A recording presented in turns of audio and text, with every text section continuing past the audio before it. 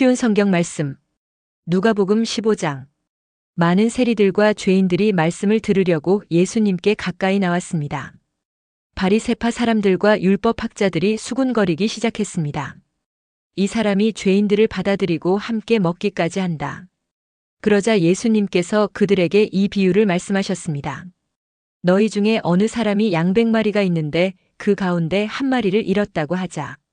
그러면 그는 99마리의 양을 들판에 남겨두고 잃은 양을 찾을 때까지 찾아다닐 것이 아니냐? 그리고 양을 찾으면 양을 어깨에 메고 기뻐할 것이다. 집으로 돌아오는 길에 친구들과 이웃을 불러 말할 것이다. 함께 기뻐하자. 잃었던 양을 찾았다. 내가 너희에게 말한다. 하늘에서는 회개할 필요 없는 99명의 의인보다 회개하는 죄인 1명을 두고 더 기뻐할 것이다. 어떤 여자가 10개의 드라크마를 가지고 있다가 하나를 잃어버렸다고 하자. 그러면 등불을 켜고 온 집안을 쓸며 찾을 때까지 자세히 뒤지지 않겠느냐? 그러다 찾으면 친구들과 이웃들을 불러 말할 것이다. 나와 함께 기뻐하자. 잃었던 드라크마를 찾았다. 내가 너희에게 말한다. 이처럼 회개하는 죄인 한 사람을 두고 하나님의 천사들이 크게 기뻐할 것이다. 예수님께서 말씀하셨습니다. 어떤 사람에게 2 아들이 있었다.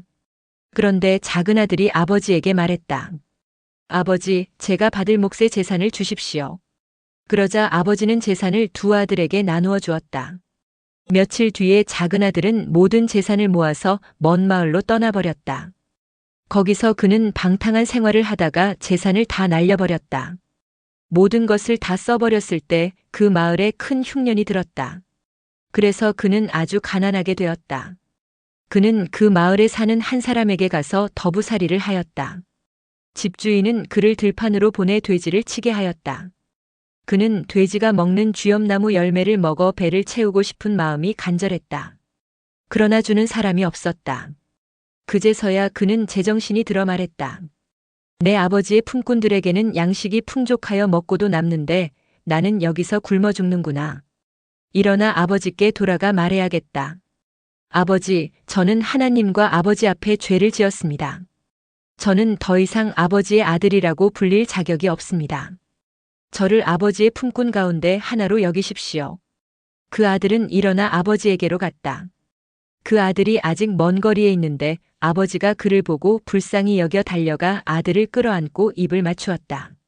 아들이 아버지에게 말하였다. 아버지, 저는 하나님과 아버지 앞에 죄를 지었습니다. 저는 아버지의 아들이라고 불릴 자격이 없습니다. 그러나 아버지는 종들에게 말했다. 서둘러 가장 좋은 옷을 가져와서 아들에게 입혀라.